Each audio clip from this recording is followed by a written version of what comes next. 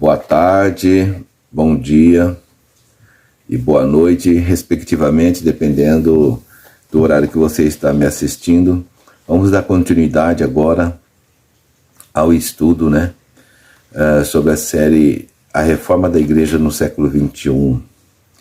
Nós estamos aqui no segundo princípio, onde devemos congregar. Já falamos sobre o primeiro princípio, a verdadeira religião, que nós falamos que é uma pergunta polêmica, que uma vez conversando com uma pessoa, ele me falou assim: é o católico? Eu falei não. É o crente? Eu falei também não. E foi citando o nome das religiões, Falei, dificilmente vai... Até inclusive ela chegou a falar que é Deus. Eu falei também não. Ela assustou, Eu falei, para responder essa pergunta é necessário a pessoa saber o significado da palavra religião, Eu tô com a voz mais grossa hoje porque a garganta está um pouco inflamada, mas nós vamos fazer a live assim mesmo, Deus abençoe a todos. Vamos orar antes. Senhor nosso Deus, Deus de misericórdia, em que já perdoou nossos pecados através da fé em Cristo Jesus, lá na cruz do Calvário, há 2000 anos atrás. Ali o Senhor levou sobre si todas as nossas dores. O castigo que nos traz a paz caiu sobre ele, e pelas suas pisaduras nós já fomos sarados. Senhor, agora, pela intercessão que o Senhor deu direito a todos que creem em Ti, nós intercedemos agora a favor dessas pessoas que estão ouvindo essa live. Ó Senhor Deus de misericórdia, alcance essas pessoas onde elas estiverem. Em nome de Jesus, papai, toda enfermidade, o coração, Senhor, que está inflamado, cheio de ódio, de rancor, desesperançoso, reforma, Senhor, recalchuteia esse coração, faz uma recalchutagem nessa vida, nessa pessoa. Senhor, que está com o coração denegrido, com o coração contrito, cansado, oprimido, bendiz a Tua palavra, Senhor. Vinde a mim os que estão cansados e sobrecarregados, e eu os aliviarei. Alcança essa vida, Senhor. Alcança essas pessoas que estão em prontidão assistindo, ouvindo esse vídeo. Põe a Tua mão de poder sobre eles. Quebra as cadeias, trancas de ferro. A inveja, olho gordo, quebranto, feitiçaria, macumbaria não tem efeito nenhum na vida deles. Porque já Tu disseste, está escrito, que o Senhor veio desfazer todas as obras das trevas. E também já está escrito que nos seus animais praga nenhuma chegará.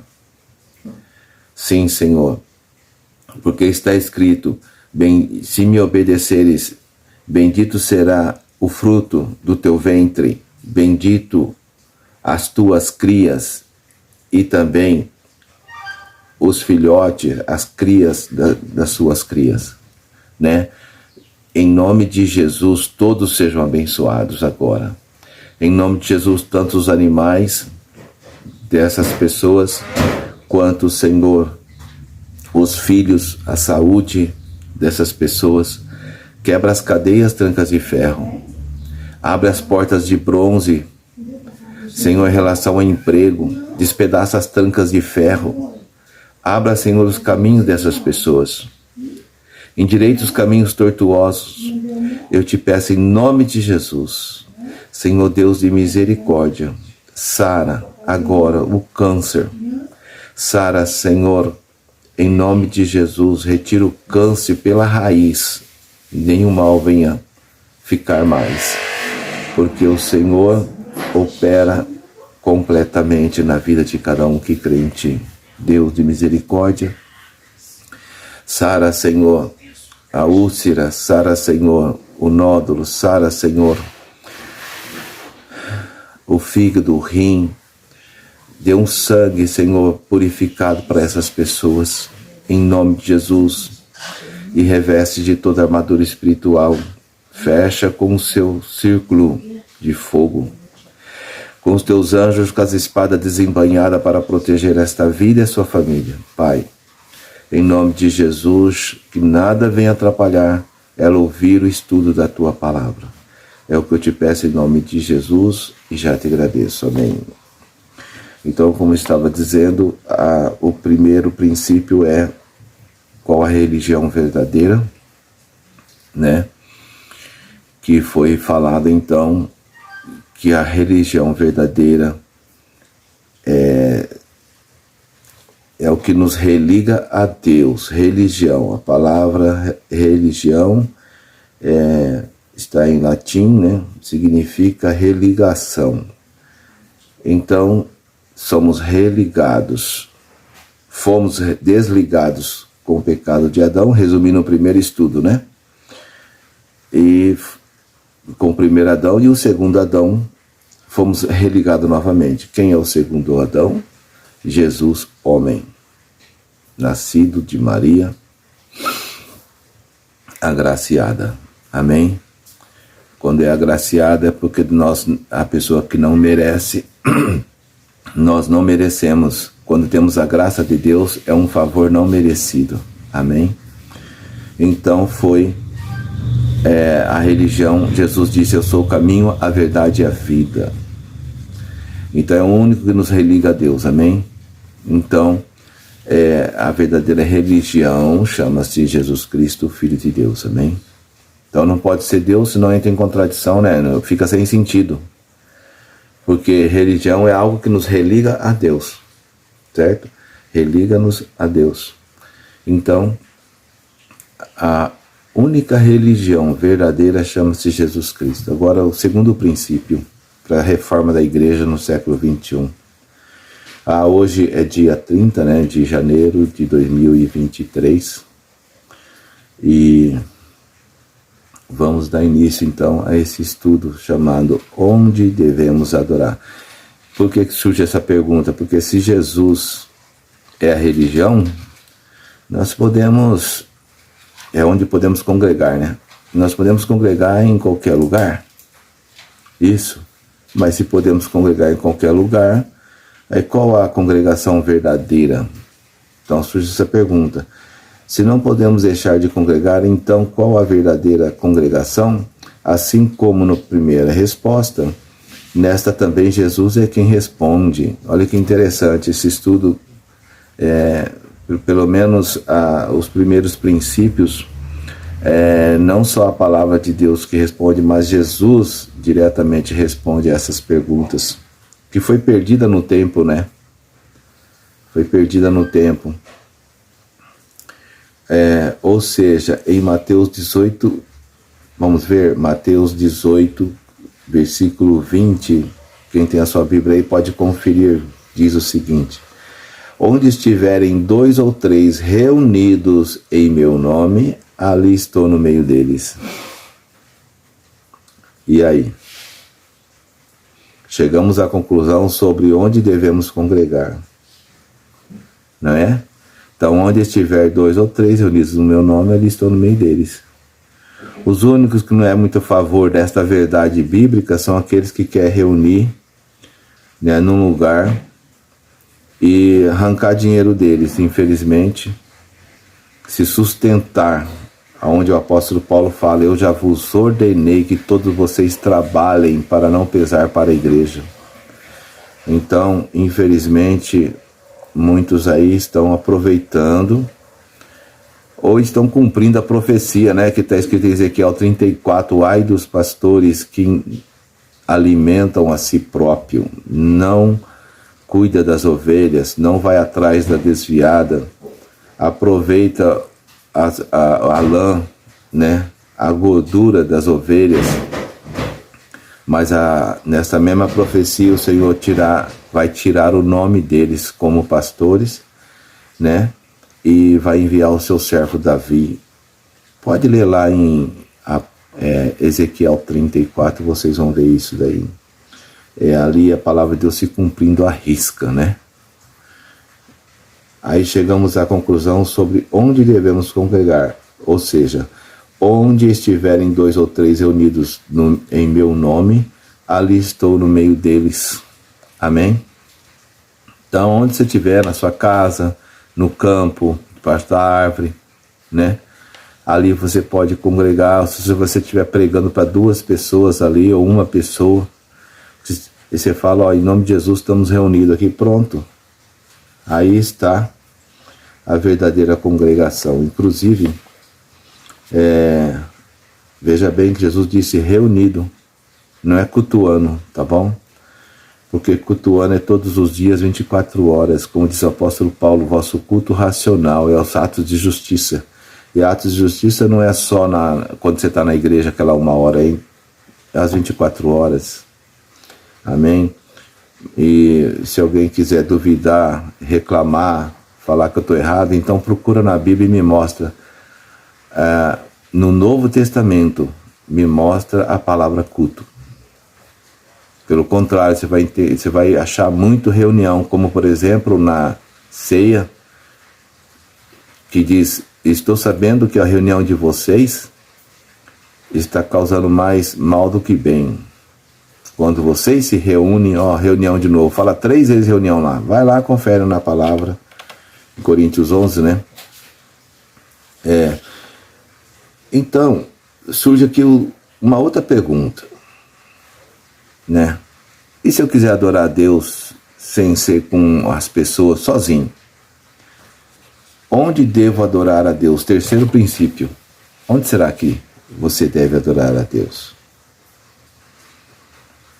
Será que é no monte ou na igreja? Aonde devemos adorar a Deus? Também essa pergunta é Cristo quem responde. No Evangelho de João 4. Então veja bem, irmãos, tudo que eu falo, tudo que Deus me mostrou, né?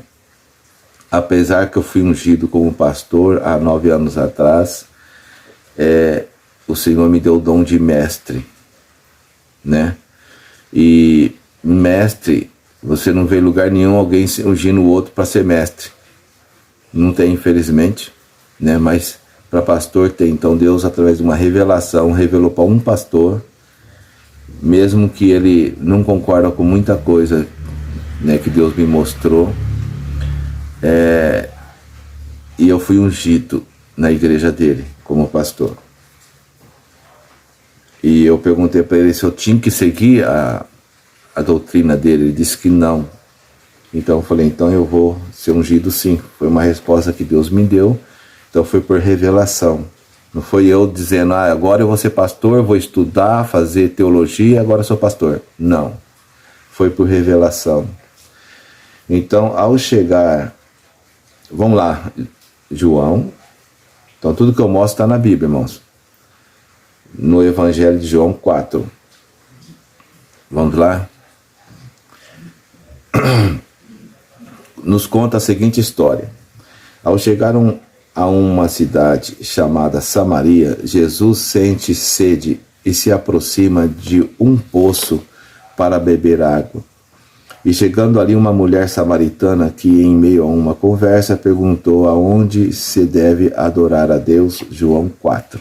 Vamos lá. Versículo 20. Nossos pais adoraram neste monte, e vós dizeis que é em Jerusalém, que é o lugar onde se deve adorar.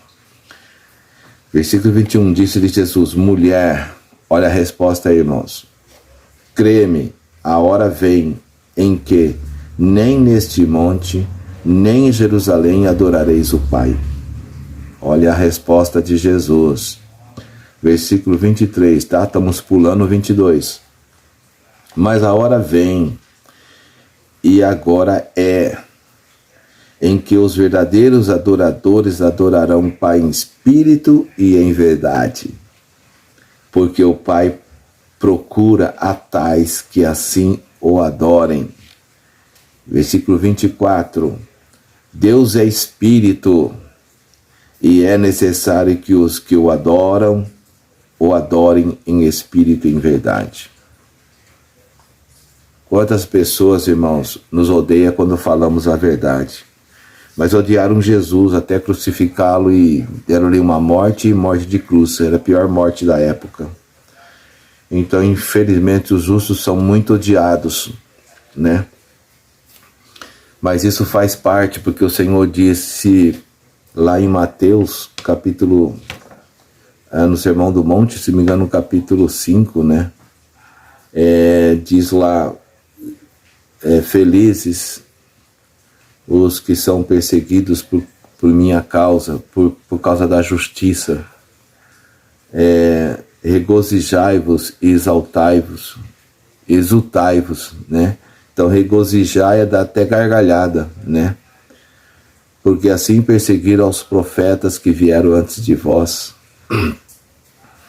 Agora, segue-se mais uma outra pergunta. Bom, vamos só confirmar, né? Então, aonde devemos adorar a Deus? No monte ou na igreja ou em Jerusalém? Mas a resposta de Jesus, o que ele disse à samaritana? Hora vem, e já chegou, em que os verdadeiros adoradores adorarão meu Pai em espírito e verdade, porque meu Pai é espírito, e esses que meu Pai procura para o adorar. Então, em todo lugar, irmãos. O Velho Testamento já era lá no templo. Mas, o que aconteceu então com o templo do Senhor? Olha só, qual o verdadeiro templo de Deus? Surgiu essa pergunta aí, né? É o quarto princípio, vamos ver. Agora segue a pergunta: se nós podemos adorar a Deus em qualquer lugar, para que serve o templo de Deus? Serve para nos reunir como igreja. Então o templo de Deus não é igreja. E o templo de Deus não pode ser chamado templo de Deus ali. Alguns poderiam até dizer a casa de Deus, né? Mas quando Jesus disse a minha casa será chamada casa de oração, isso estava no Velho Testamento. Mas pode ter hoje uma casa de oração? Pode, sem problemas. O que não pode ser chamado é de igreja, porque igreja somos nós. Vamos falar a verdade, né, irmãos? Como diz a palavra de Deus aqui, ó. Se nós podemos adorar a Deus em qualquer lugar, para que serve o templo de Deus? Serve para nos reunir como igreja, disse Paulo aos Hebreus. Vamos ver na Bíblia? Hebreus 10, 25. Não deixemos de reunir-nos como igreja. Veja bem a palavra, irmãos, presta atenção. Como igreja. Quer dizer que existe reunião diferente, sem ser como igreja. Então, não deixemos de reunir-nos como igreja, segundo o costume de alguns, mas procuremos encorajar-nos uns aos outros, ainda mais quando vocês veem que se aproxima o dia. Templo construído por mãos só existiu no Velho Testamento. O apóstolo Paulo repreendeu os coríntios, fazendo-lhe a seguinte pergunta. Vamos ver, irmãos. Será que vocês não sabem que o corpo de vocês é o templo do Espírito Santo, que vive em vocês e lhe foi dado por Deus? Olha, parece que ele está até aqui um tanto irado, né? Nervoso. Será que vocês não sabem que o corpo de vocês é o templo do Espírito Santo, que vive em vocês e lhe foi dado por Deus? Vamos conferir. Onde está escrito isso, irmão? Está escrito 1 Coríntios 6,19. E também em 1 Coríntios 3,16. Tradução na linguagem de hoje, vamos ver. Edição NHTL, edição SBB, 1 Coríntios 6, 19. Ou não sabeis que o vosso corpo é santuário do Espírito Santo que habita em vós, o qual possuís da parte de Deus e que não sois de vós mesmos? Olha, versículo 20. Porque fostes comprado por preço, glorificai, pois, a Deus no vosso corpo. 1 Coríntios 3,16. Não sabeis vós que sois santuário de Deus e que o Espírito de Deus habita em vós? 17. Se alguém destruir o santuário de Deus, Deus o destruirá. Então não é aquele feito de pedra, não, é o nosso corpo. Por isso que é proibido você se matar, você, né, se suicidar, não é? Porque está escrito isso daqui, ó. Se alguém destruir o santuário de Deus, Deus o destruirá, porque sagrado é o santuário de Deus, que sois vós. Está bem claro, hein? O que aconteceu então com o templo do Senhor no Antigo Testamento? Marcos 13, 1-2. Diz assim: quando Jesus estava saindo do pátio do templo, um discípulo disse: Mestre, veja que pedras e edifício impressionante. Jesus respondeu: você está vendo estes enormes edifícios? Pois aqui não ficará pedra sobre pedra, né? João 2:18-21. Aí os líderes judeus perguntaram: que milagre você pode fazer para nos provar que tem autoridade para fazer isso? Jesus respondeu: derrubam este templo e eu o construirei, e eu construirei de novo em 3 dias. Olha só, irmãos. Eles disseram: a construção desse templo levou 46 anos e você diz que vai construí-lo em 3 dias? Porém, o templo do qual Jesus estava falando era o seu próprio corpo. Hein? Então, Jesus estava falando do corpo dele, que em 3 dias ia ressuscitar. Então, destrua esse templo. Então, realmente destruíram, mataram Jesus, não é? E aí, no 3º dia ele ressuscita. Então, porém o templo do qual Jesus estava falando era o seu próprio corpo. E quem é o corpo de Jesus hoje? Repetindo, 1 Coríntios 6,19, irmãos. Ou não sabeis que o vosso corpo é santuário do Espírito Santo que habita em vós, o qual possuís na parte de Deus e que não sois de vós mesmos? Então, observação: Jesus derrubou o templo construído por mãos, não com ferramentas, e reergueu espiritualmente. Então Jesus invalidou espiritualmente, pois o próprio texto diz que ele se referia ao seu próprio corpo, o qual ressuscitou no 3º dia. No Velho Testamento, a glória de Deus estava no Santos dos Santos, detrás da cortina do templo, de tal forma que se alguém entrasse com apenas um pecado, morreria. Mas quando Jesus morreu, o véu rasgou-se do alto a baixo, sem auxílio de mãos, e hoje Deus mora aonde? Em nosso corpo, né? Então, o apóstolo Paulo fala: vós sois o corpo de Cristo, né? Veja bem aqui, ó.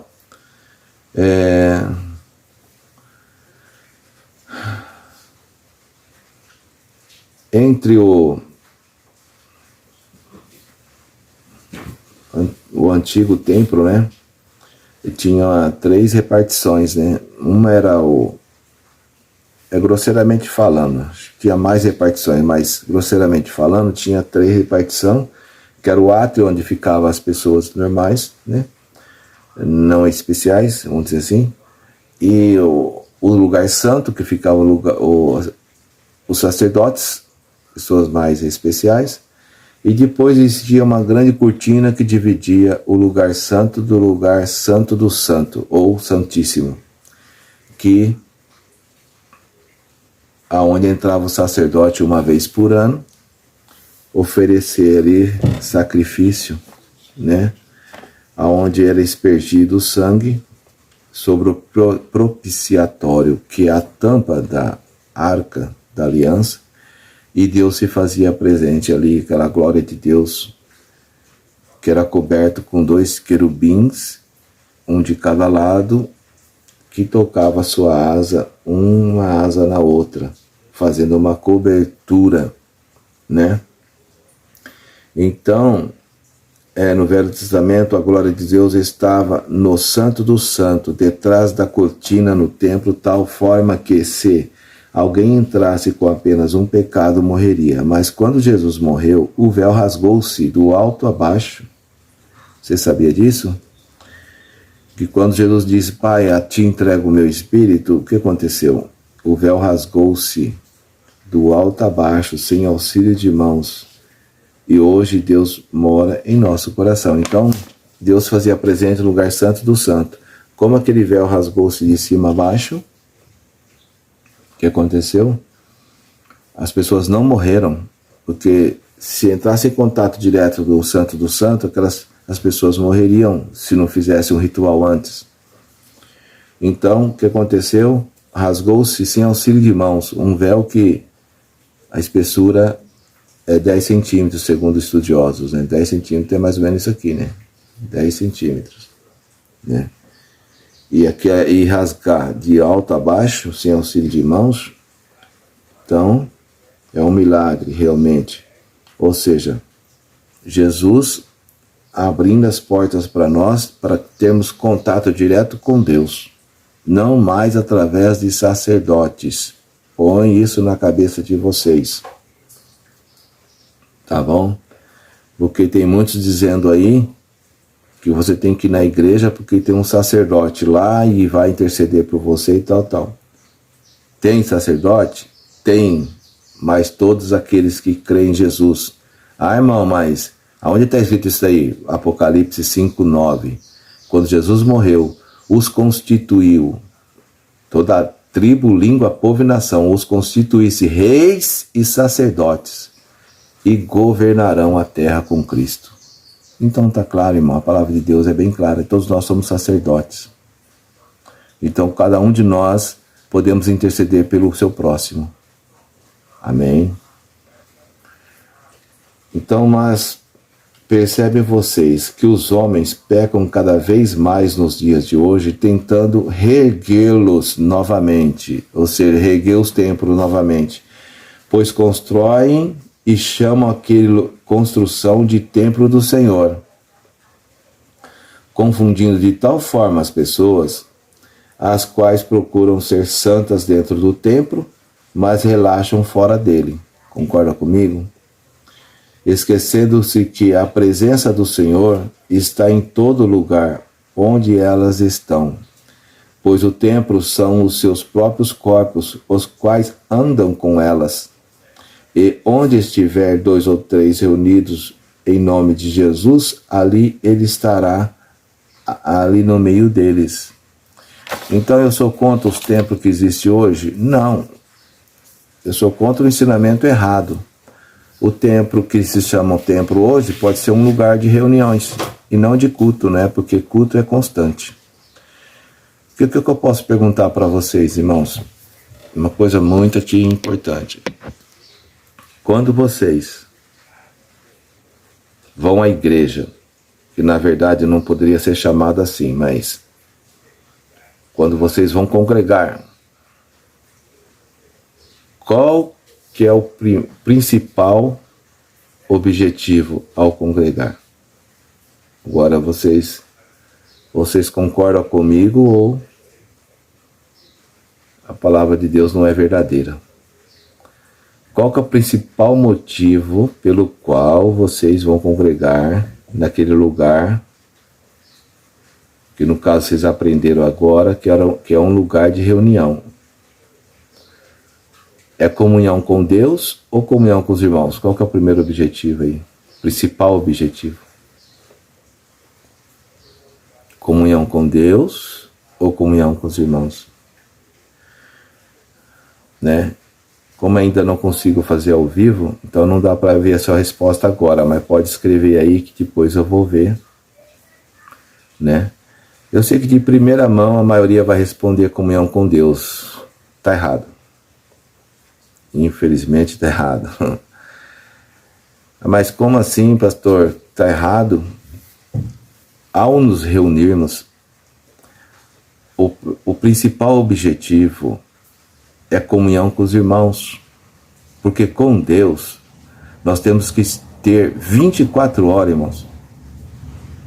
Eu lembro quando eu cantava na igreja, tocava guitarra e tal, eu fazia de tudo para que as pessoas entrassem em comunhão, para poder a presença de Deus, a glória de Deus aparecer no templo, quem sabe uma fumaça, aparecer uns anjos. Isso nunca aconteceu. Por quê? Porque a presença de Deus já se faz presente, irmãos, em qualquer lugar que você estiver. Ah, mas quando a gente se reúne lá, a gente sente uma diferença enorme, nossa, uma... Sim. Por quê? Porque as brasas estão juntas. Vou fazer uma pergunta interessante para vocês aqui. Você vai congregar, ali tem 100 pessoas. Vou perguntar para vocês. Quantas pessoas, quantos anjos tem ali na reunião de vocês? Porque todo mundo quer ver anjo, quer ver alguma coisa, quer tocar, quer... Irmãos, no mínimo tem 100 anjos. O quê, irmão? De vez em quando aparece um anjo lá trazendo alguma coisa para mim. Não. Irmão, o que a Bíblia nos ensina é o que ela nos ensina. Não adianta tentar enfeitar, fazer outra coisa. Porque nós não temos o anjo da guarda. Aonde você vai, irmão, há um anjo. Tem pessoas que têm até mais anjos, que Deus dá ordem para fazer as coisas na vida dele. Mas, no mínimo, irmão, desde o ventre da tua mãe, você tem um anjo da guarda que te protege. E procura sempre te levar no caminho correto. Apesar que muitos desobedecem, vai no seu próprio caminho. Então, quando vocês se reúnem, no mínimo, de anjo presente é a mesma quantidade. Por isso que as pessoas sentem, parece algo diferente ali, né? Parece que você sente uma presença, e sente mesmo, porque são vários anjos, irmão. Quando você canta, quando